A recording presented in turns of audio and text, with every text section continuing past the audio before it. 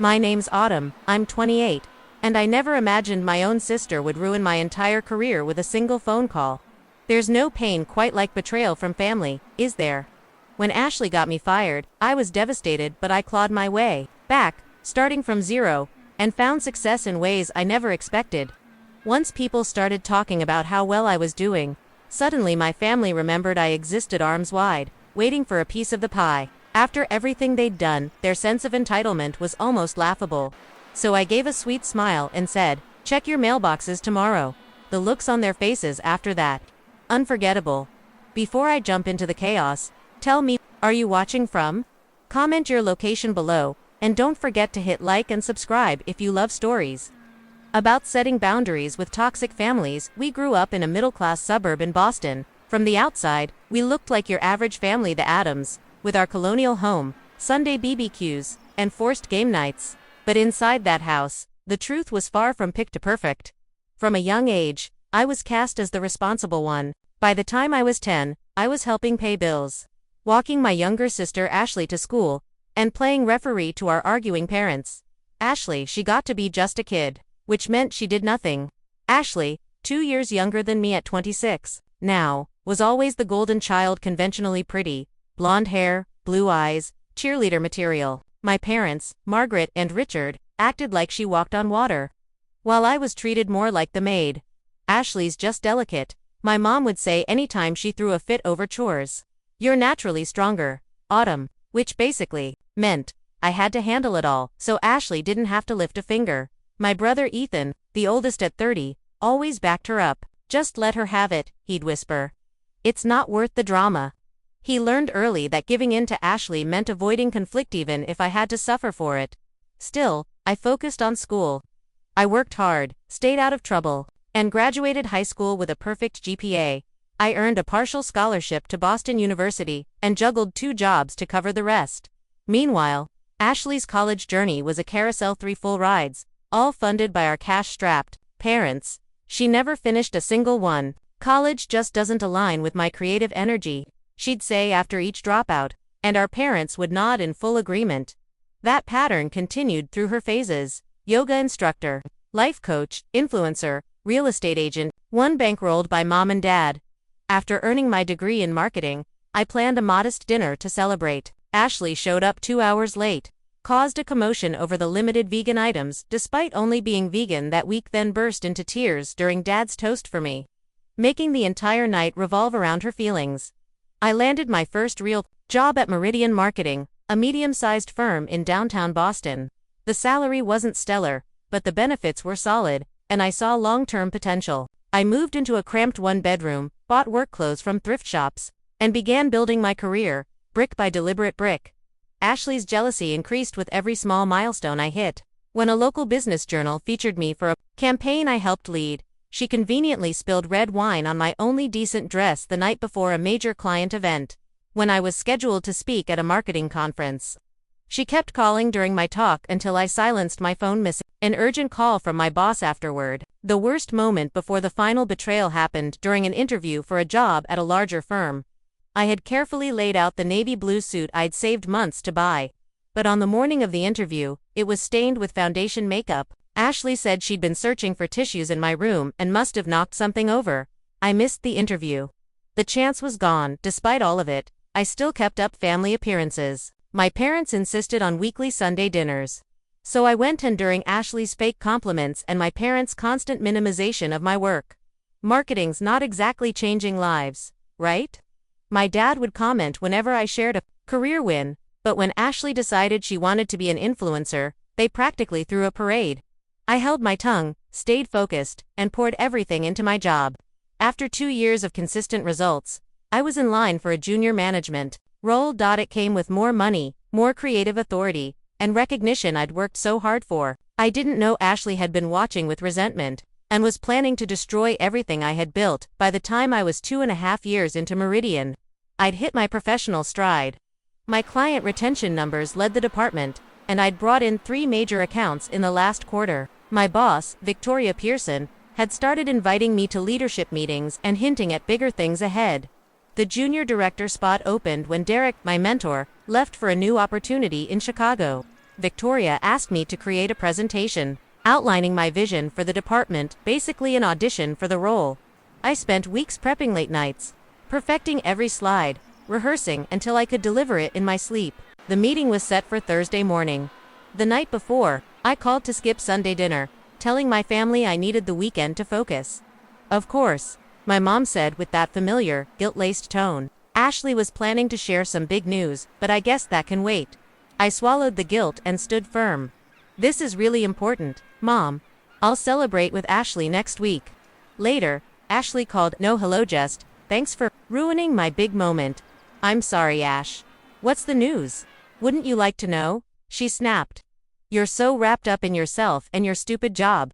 I tried explaining, but she hung up. I went to bed uneasy, but reminded myself I needed to focus. Thursday morning, I woke early, put on my best suit, a charcoal gray one I had splurged on for big meetings, and arrived an hour early to set up. When I swiped my card at the door, it blinked red. Denied. I tried again. Same result, assuming a glitch. I called upstairs. Donna, the receptionist, sounded tense. "I'm sorry, Miss Adams, I've been told not to let you in. Victoria wants you to call her directly."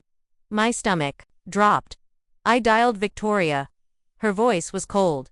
"I'm deeply disappointed in you, Autumn. After all we've built, this is how it ends." "I don't understand," I said. "Don't play dumb. You called me at 11:30 last night, drunk, and quit. You said, quote, 'The company's a joke, and so are you.' You made offensive remarks about clients and trashed your coworkers. I recorded the whole thing per protocol." My heart stopped. "Victoria, I swear that wasn't me. I was at home preparing. I would never save it. Your things will be sent to your address. Final paycheck as per law. Do not come back. Security will get involved if needed." The call ended. I stood frozen outside the building as familiar faces passed, some avoiding me, others glaring. Brian, from accounting, hesitated before approaching. "You should go home, Autumn. Everyone heard about the call." "Brian, I didn't make that call. Someone's impersonating me." He looked uneasy, then handed me his phone. "Someone recorded it. It's going around." I listened. The voice sounded eerily like mine, slurred, harsh, saying awful things. I'd never speak like that, but the cadence, some specific phrases, it clicked. It was Ashley. She had always been able to mimic me. She'd used it to prank call guys I liked back in school. "Brian, that's my sister." She faked my voice. He looked at me with pity. "Just go, Autumn. Don't make this worse." Security showed up. I was walked off the property like a criminal. As I walked home in a daze, my phone buzzed an unknown number. It was another coworker, forwarding the recording. I forced myself to listen again. The tone, the rhythm, it confirmed what I already knew. It was Ashley's voice, disguised as mine. Convincing enough to fool a stranger. Or a boss. I went straight to my parents' place, fully aware Ashley would be there. She sat in the kitchen with Mom, casually flipping through Instagram filters. "You called my boss pretending to be me," I said, my voice trembling. "You got me fired." Ashley looked up, startled for a second, before her expression shifted into fake confusion. "What are you talking about? Don't lie. You phoned my office last night, used my voice, and got me fired the morning of the most important presentation of my life." Mom stepped between us. "Autumn, please calm down. Why would Ashley do something like that?" "Because she's always been jealous. Because I was about to be promoted and she can't stand watching me succeed." Ashley's fake innocence cracked. A small smirk appeared before she burst into tears. "It was just a joke. I didn't think they'd actually fire you. I was going to call them back today and say it was a prank." My dad walked into the kitchen. "What's all the yelling about?" I explained everything and showed him the voice recording. Instead of reacting with outrage, he frowned at me. "You're blowing this out of proportion. Ashley made a mistake. She didn't intend to hurt you. A mistake.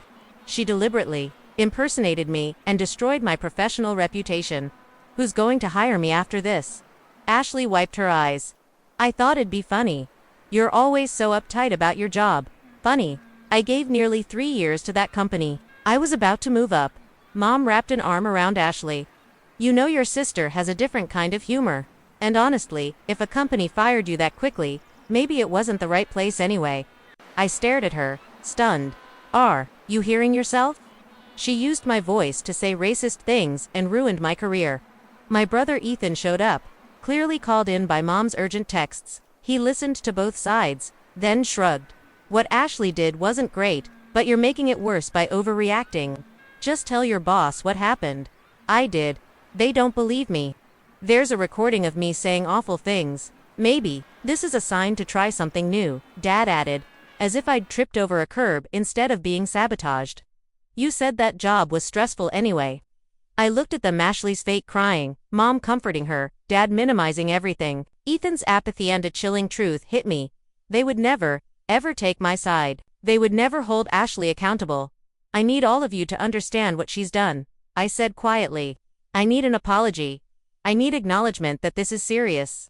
What I got instead were variants of you're making it a bigger deal than it is, and you'll find another job.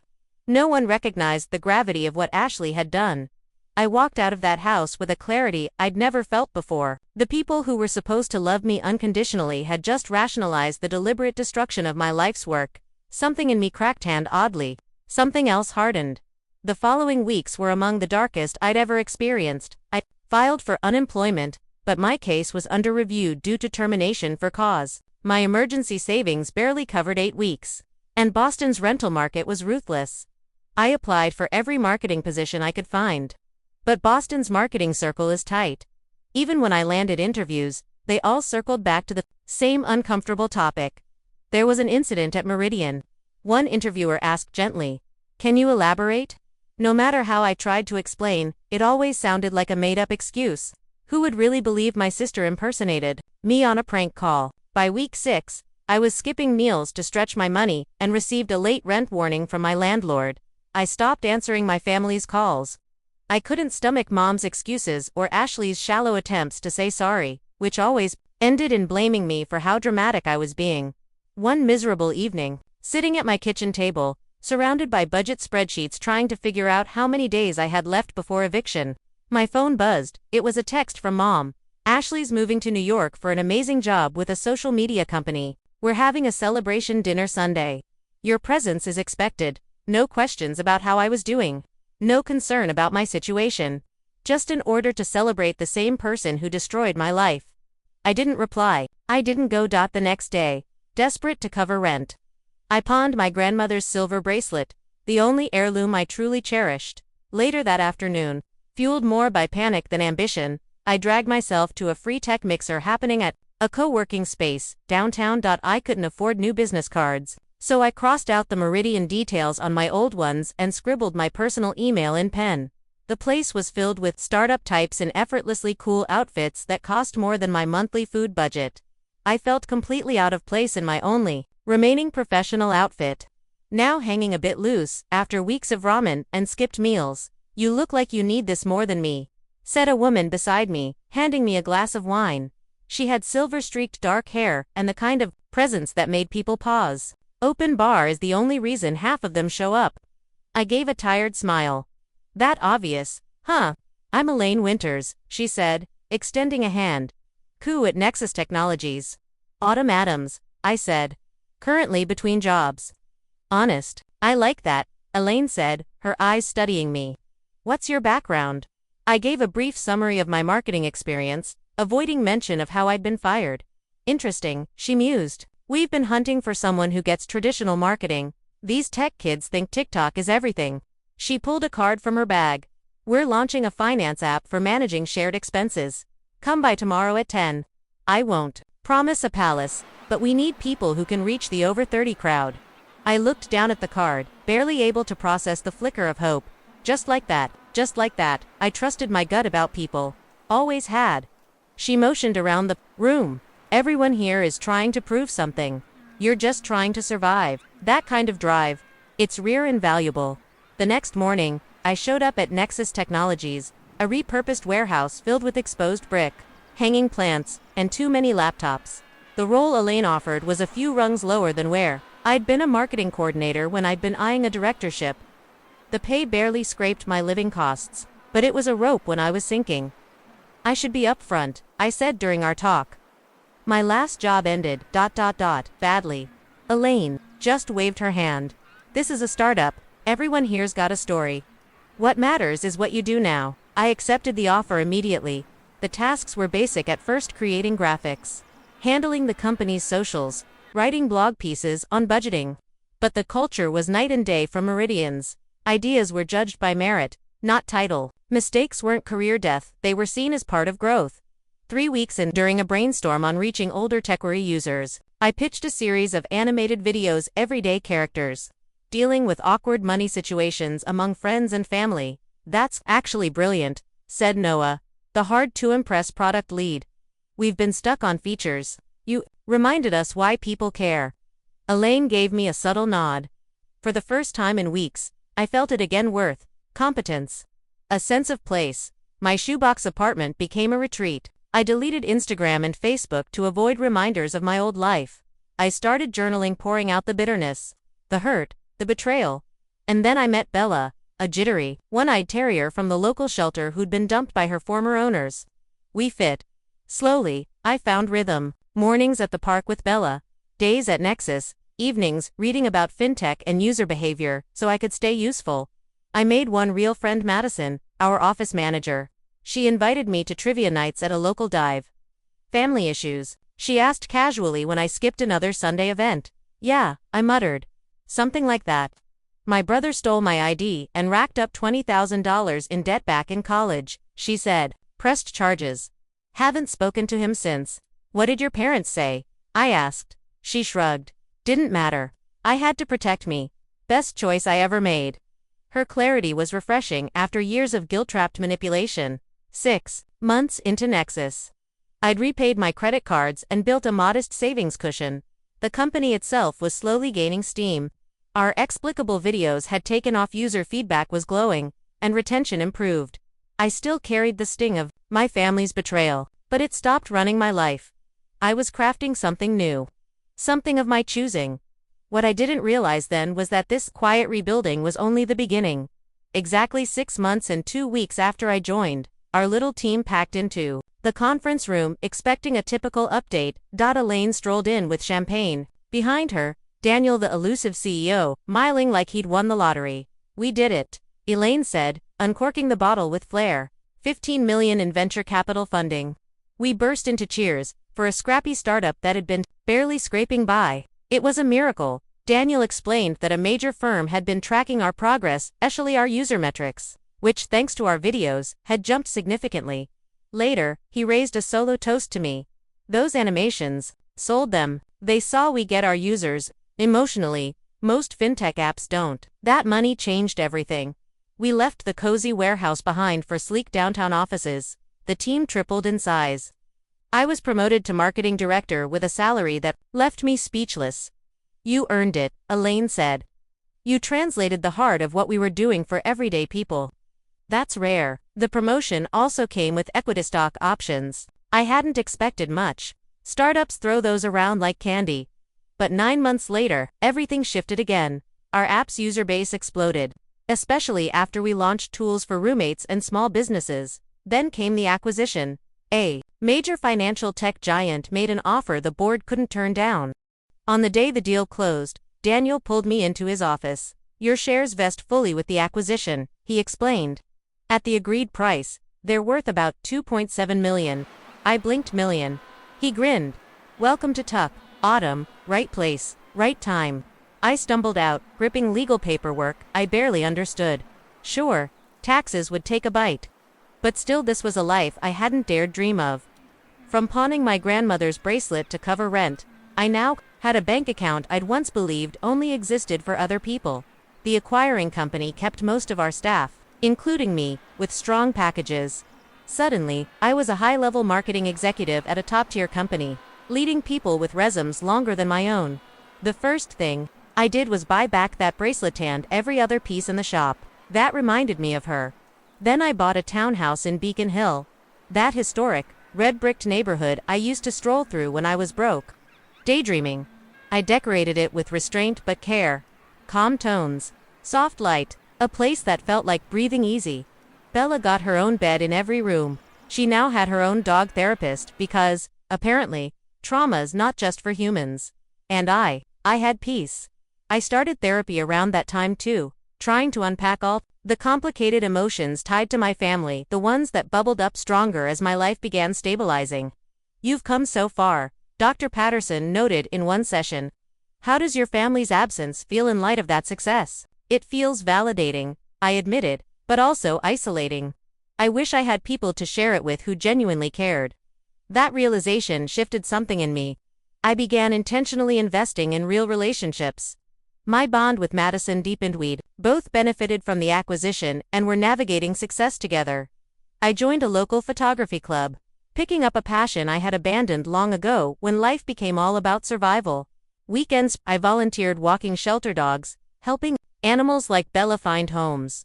All through this personal evolution, I kept my family at arm's length. I hadn't blocked them, but I ignored their occasional texts. They were always the same: generic birthday wishes, bland holiday greetings, never anything honest, never acknowledging the pain they'd caused or checking in meaningfully. Eventually, I changed my email. I moved apartments without sharing my new address. It wasn't about hiding. It was about protecting space I needed to grow safely, away from their reach. 16 months to the day after Ashley got me fired, I was named to Boston Business Journal's 40 Under 40 list, spotlighting rising local business leaders. The write-up featured a headshot and a short profile outlining my contributions to Nexus and its successful acquisition. 3 days after publication, my phone lit up like a Christmas tree. Texts, missed calls, emails from every single family member. Suddenly, they were all desperate to reconnect with the daughter and sister they'd once written off.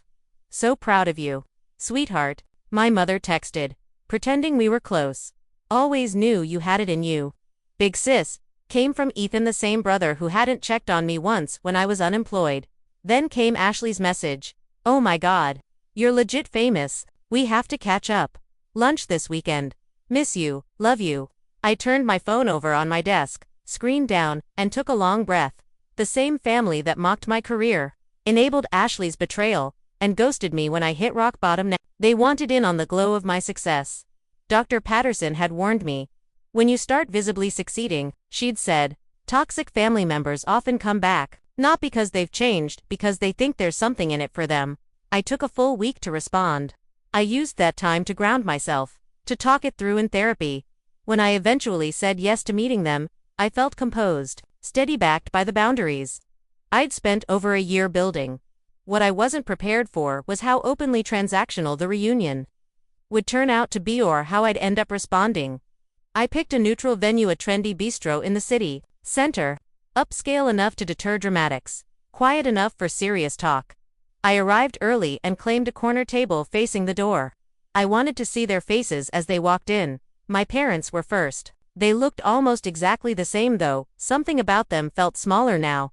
My mom's eyes went wide, taking in the tailored blazer, the minimalist gold necklace, the confidence in my stance. "Autumn," she exclaimed, rushing forward. I didn't move to hug her. "You look, different." "Professional success will do that," I said, calmly. I gestured for them to sit. My dad offered a handshake, firmer than usual. "Knew you had it in you, kid," he said. "Just needed the right chance." It was jarring. This was the same man who'd dismissed my goals for years, who said my firing might be a blessing in disguise.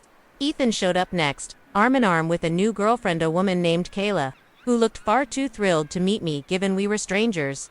"This is the tech exec I was telling you about," he said proudly, voice raised just enough to carry. Ashley was last, predictably 20 minutes late. She'd dropped weight, dyed her hair, and wore an outfit that screamed strategic wardrobe choice. "My famous sister," she squealed across the room, earning looks from nearby tables. "Look at you, we're basically twins now that I'm in the corporate scene too." I raised an eyebrow. "You're in corporate now?" "Well, I'm consulting for an influencer marketing firm," she said, her voice casual. "Basically the same thing as what you do, just with a creative spin." The waiter came to take our drink orders. I asked for sparkling water. The rest of them chose win, the most expensive one on the list, which my father selected without even glancing at the price. That old entitlement was already peeking through. For the first 30 minutes, the conversation stayed shallow. My mother went on about the new kitchen remodel. Ethan raved about his recent promotion in mid-tier sales. Ashley gloated over her almost famous online presence. Not a single person asked about my life. No one acknowledged how long we'd gone without speaking. It wasn't until the entrees were served that the real motive appeared, so my father began, refilling his wine. Your mother and I have been giving retirement some serious thought. That's good, I replied cautiously. The thing is, he said, our investments haven't exactly been kind lately. The house needs a roof. Plus, there were some unexpected medical expenses from last year. I frowned. Medical bills. What happened? My mom blinked, surprised I was asking. Just routine screenings. Nothing serious, she said. But you know, insurance doesn't pay for everything. Odd that this was the first I'd heard of any of it, considering it supposedly happened last year. Anyway, my father went on, we've been evaluating our options. We were wondering if you might be in a position to help just until things settle down financially. And there it was. The real reason they'd brought me here. What kind of help are we talking about? I asked, though I already knew. Well, he said, with your new job, and that feature in the business journal, we thought a small loan might be doable. How small? He named a number that would have equaled my full annual salary back when I was still at Meridian. Before I could respond, Ethan jumped in. Actually, while we're talking opportunities, I've been working on a business idea. He handed me a folder with 3 cluttered, poorly formatted pages. It's an app. It helps dog owners find other dogs for playdates. Like Tinder, but for pets. Isn't that called a dog park? I asked. No, this is totally different, he insisted. All I need is a little seed funding. Maybe half of what mom and dad are asking for. That should cover development. Kayla nodded eagerly beside him. Clearly, she'd been promised a role. Not to be left behind. Ashley placed her hand over mine. I know things got tense between us, Autumn. That whole prank thing, let's let that go? Yeah. Water under the bridge. My jaw clenched. Prank was how she described the malicious stunt that cost me my job. She continued. Completely missing my reaction. I'm so close to blowing up online. All I need is the right camera gear and a real studio space. 50 grand would set me up perfectly. I'll totally endorse your company in return. I looked at them, these people who had mocked, betrayed, and discarded me. Now suddenly united, in hoping I'd bankroll their lives. Let me get this straight, I said slowly. You all want me to give you money? After everything that's happened? My mother looked hurt. Sweetheart, we're family. Families support each other. Where was that family when Ashley got me fired? When I couldn't afford groceries? Ashley rolled her eyes. You're still mad about that? It's been over a year. And honestly, it worked out, didn't it? No thanks to any of you. My father leaned forward, more serious now. Autumn, we gave you a home, fed you, raised you. Is it really so wrong to expect a little appreciation now that you've made it? The entitlement was unbelievable. In their eyes, my success wasn't mine, it was theirs to claim. I need some time to think about it, I said, signaling the waiter for the bill. Well, my father said, don't wait too long. That roof won't repair itself. I paid the outrageously high check without comment and left the restaurant with a polite promise to follow up. In the taxi, I pressed my forehead against the cold glass and let the tears fall, not over the money, but over the truth. They had never been a real family. That week, the messages increased. My mother sent pictures of ceiling stains from the supposed leak. Ethan forwarded rudimentary projections about how I'd triple my investment. Ashley sent direct links to camera equipment, with bold hints about her birthday coming up at my next therapy session. I unloaded everything on Dr. Patterson. They don't care about me, I said. They never did. I'm just their ATM now. What is it you want from them? She asked. Accountability, recognition of what they did. Actual remorse. And if they can't give you that? She asked gently. The question lingered. What if they never could? What if this version of family, the transactional kind, was the only thing they knew? I spent the next few days reflecting. Then, finally, I made my choice. I texted each of them the same message. I've thought about what you asked. Expect something in your mailbox next week. Their replies came in fast, filled with emoji hearts, exclamations, and excitement. My mom even suggested we all get together again to celebrate. I politely declined, citing work obligations. Instead, I spent the weekend assembling for very special packages, each one thoughtfully designed for the person receiving it. This wasn't about revenge. I had moved beyond that. This was about setting boundaries, demanding accountability, and offering something far more important than money, though, Truth. Each package began with high-quality stationery and elegant envelopes. I wanted the message to carry the weight it deserved. I paid extra for tracked delivery with required signatures, guaranteeing each recipient would receive their package in hand. Ashley's parcel was the most extensive. It included a printed transcript of the prank call to my former boss, evidence I'd secured through a colleague, who eventually came to believe my version of the events. I enclosed scanned copies of eviction threats, final notices from utility companies, and upon receipt for my grandmother's bracelet, all consequences of her so-called joke. Also inside were screenshots of her text messages from that time, dismissing my struggles and flippantly suggesting I just find another job. I enclosed a letter from my therapist, Tales redacted decks, planing the emotional toll of workplace betrayal and family-inflicted trauma. At the end of it all, I included confirmation of a $5,000 donation made in Ashley's name to a workplace harassment prevention nonprofit, which came with mandatory attendance to their next training seminar. I ended with a handwritten note. Ashley, your actions were not harmless. That phone call was not a prank. It was sabotage, fueled by resentment and entitlement. I've accepted you may never offer sincere remorse, but maybe your donation will prevent others from suffering the same. I've let go for my own peace, not for reconciliation. Forgiveness doesn't require funding your ambitions or continuing a connection that causes harm. I wish you clarity and change. My parents' package was different.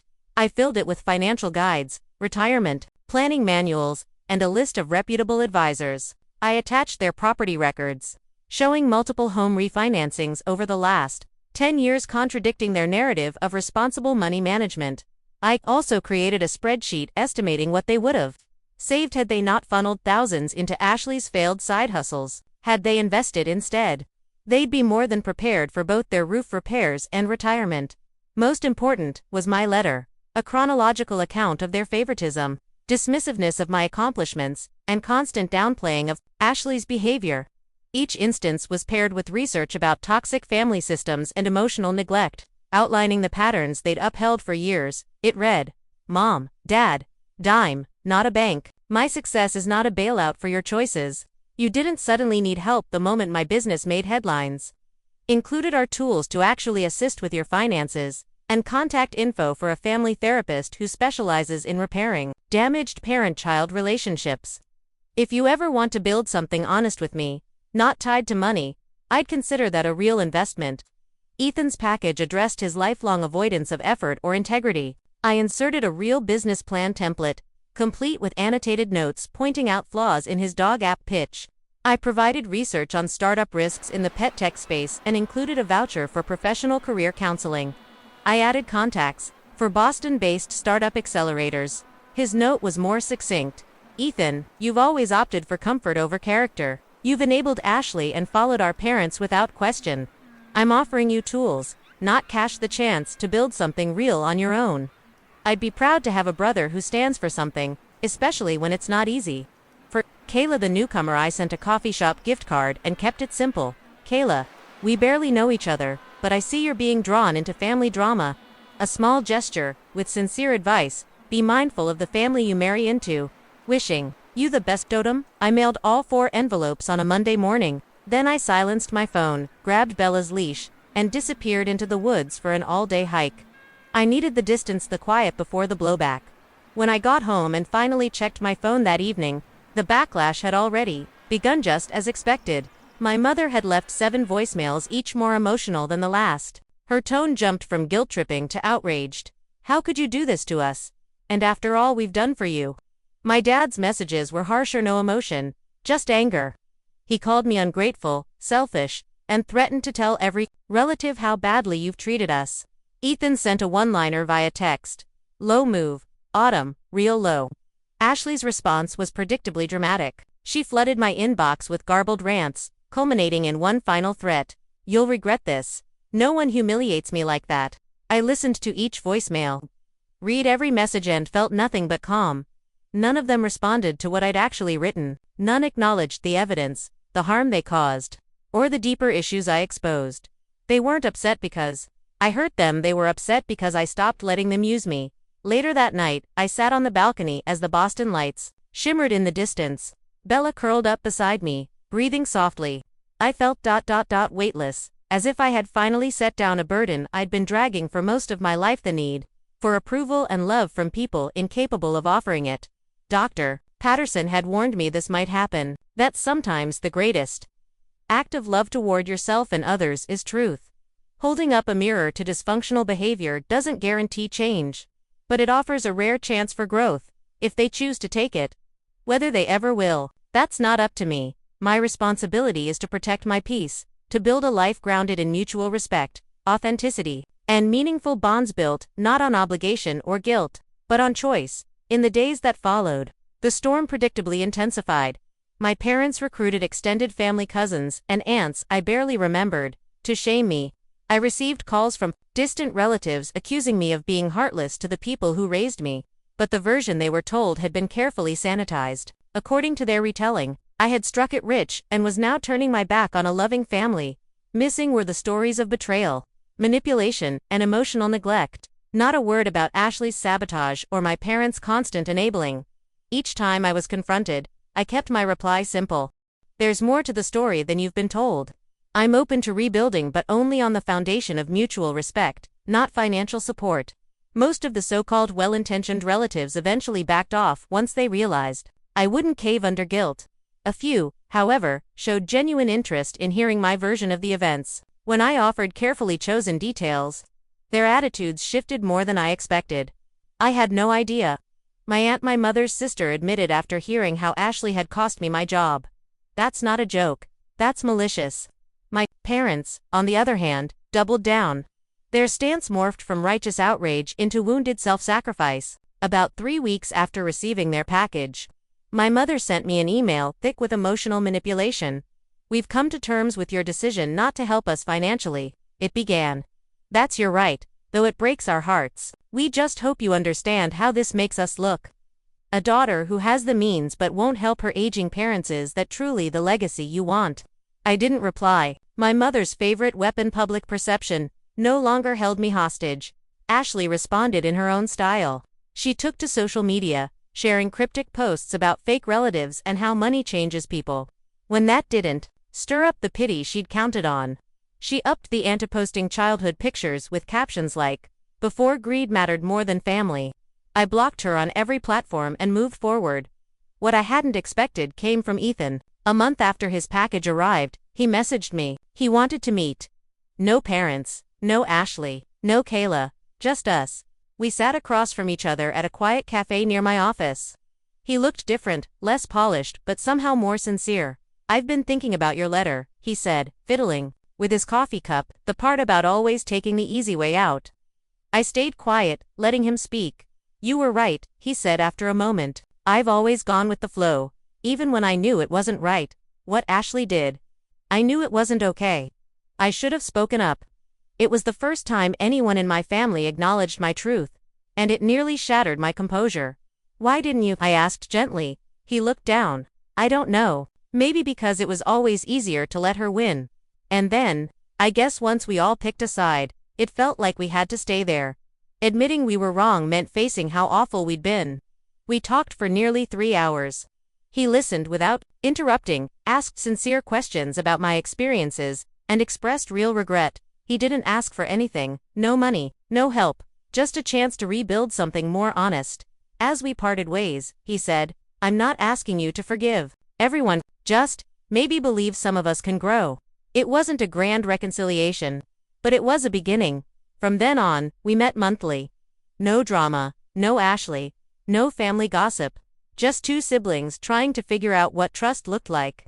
He eventually enrolled in a community college business program, determined to pursue actual skills instead of easy money schemes. Then, 6 months after I sent out the packages, I received a message that stopped me cold. The subject line simply read, "I'm sorry." It was from Ashley. The email itself was short, no fluff, no dramatics. "The donation you made meant I had to attend that workshop. I planned to tune out the whole thing. But the stories people shared, they hit hard. I saw myself in the bullies they described. I'm not saying this fixes anything. I'm not asking for anything. I just wanted you to know. I'm starting to get it." It wasn't an apology in the traditional sense. It didn't promise change. But it also didn't try to shift blame or minimize what she'd done. I replied with a simple line. Thank you for letting me know. I wasn't racing to open the door. But I didn't shut it completely either. My parents, meanwhile, stayed firmly in their delusion. At Christmas, I received a generic card signed Your Loving Family, with no note or sentiment. It was a performance, not a reconciliation. So I responded in kind. I made a donation in their name to a nonprofit that supports financial literacy for retirees. In the card I sent back, I wrote, I hope we can someday build a relationship rooted in respect, not expectations. As for me, my life kept unfolding in the best way. My career reached new heights. My circle of friends deepened, and I found unexpected purpose in mentoring young professionals, navigating hostile work environments and complex office politics. I started dating again, tentatively at first, but soon with more openness, learning to trust my instincts again when it came to people and intentions. Bella and I settled fully into our home, making it ours in every sense. I rediscovered my love of photography, capturing resilience in small, intimate moments. Sometimes I'd sit in my backyard, camera on my lap, watching Bella chase butterflies through the grass, and I'd feel this deep, quiet happiness I'd never known before. The kind of peace that comes not from everyone liking you, but from liking yourself enough to stop begging for scraps of love. What this entire experience taught me had nothing to do with financial boundaries or even family betrayal. It taught me about freedom. Freedom from letting others define my value. Freedom from the urge to please people who never cared to understand me. True peace, I realized, doesn't come from keeping things pleasant on the surface. It comes from building a life that reflects who you truly are around people who want to grow, not compete. Sometimes, the most compassionate thing you can put in someone's mailbox isn't money or a gift. It's the truth. It's a mirror, an invitation to take responsibility. A line drawn not out of hate but out of respect for yourself and belief in their ability to change. So let me ask you, have you ever had to draw boundaries with people who couldn't clap for your success? Drop your story in the comments. I'd love to hear how you navigated it and what you learned. If this story resonated with you, please like the video and hit subscribe. We talk often here about standing in truth and building the kind of relationships that heal rather than harm, because sometimes the family that nurtures us most is the one we choose. Thank you for being here.